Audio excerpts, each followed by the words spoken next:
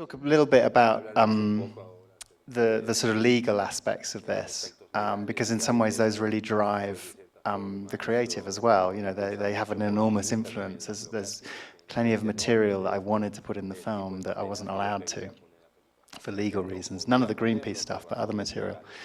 And then after that, maybe we'll just sort of open it up to questions. But obviously, you're kind of clearing this material for, you know, the maximum possible rights, because it's a feature doc and it's international. You really have to clear it sort of in perpetuity, you know, in all territories in the world and for all media. And that can get very expensive.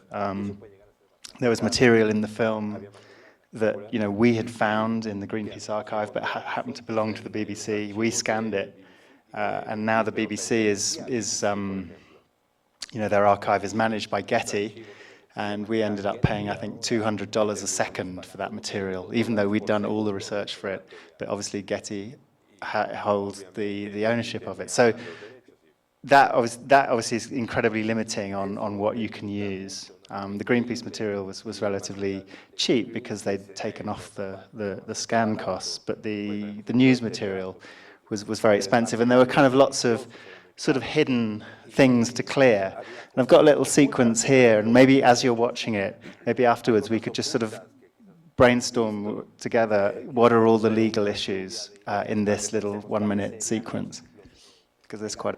Los periódicos. Sí, algo interesante sobre los periódicos, y es que, según nos dice nuestro investigador de archivos, y creo que tiene razón, nos dijo que los periódicos no necesitas obtener derechos si solo vas a usar el encabezado. Articles themselves, yeah, would have been really expensive, and we did need to clear the cartoon.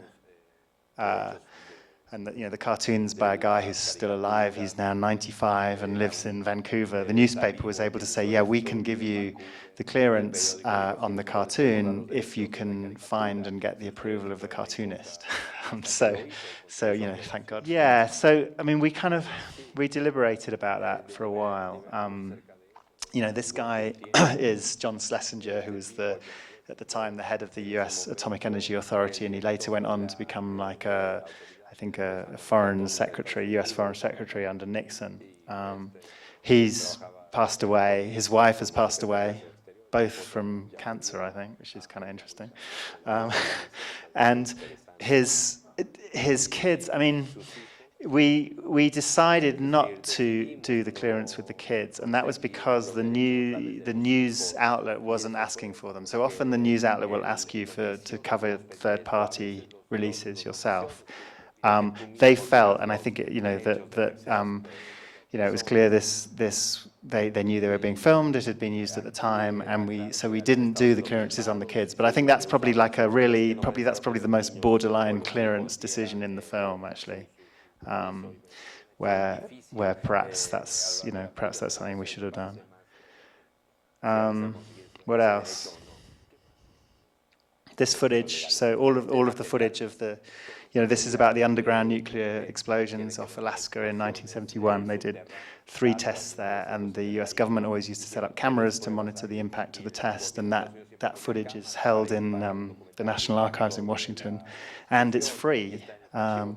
So it's public domain material, everything in the US military, you know, footage that's been released. There was some of this stuff that had I don't know, the US equivalent of a D notice on it, which we weren't allowed to see. But yeah, we're allowed to use that. You know, it's on YouTube. But having said that, we then wanted to go back and get a much better quality copy of it. So that was a process of looking for where this material might be. And they'd made some public information films about the tests, and our archive researcher had the brilliant idea of going to libraries, the national libraries in Alaska itself, you know, where the tests had happened. And sure enough, there was a print of the film there, so we scanned that print. But we, again, no clearances in that sequence because it was all public domain.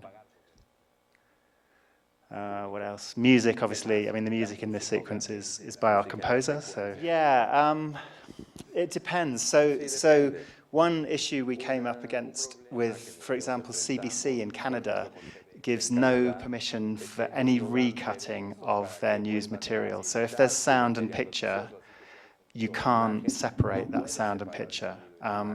So in other words, you have to cut it as it was cut in the original news broadcast. And the reason for that is because their reporters had rights over that material, so CBC aren't confident that they own it to be recut. So you can't frustratingly use shots from CBC News in another sequence. And clearing news archives is that not only do you need to clear with the news owner, but you need to clear with the presenter. So, not actually in this scene, but for example, we had a scene where there's a news broadcast where Walter Cronkite is speaking, and with that you need to clear it with CBS, which was the broadcaster, or was it CBS, I think. But you also need to clear it with the estate of Walter Cronkite, and it's actually, I think they asked for maybe at least as much as it costs to clear the footage with CBS. So it's like doubling the cost of the footage if you've got Walter Cronkite in it. And that was true Walter Cronkite was the most expensive, but that was true for lots of reporters in the film, that we would be needing to get clearances of the individual reporters. And sometimes that was easy, or not easy, but sometimes that was, those reporters were very generous. Like there's another reporter in the film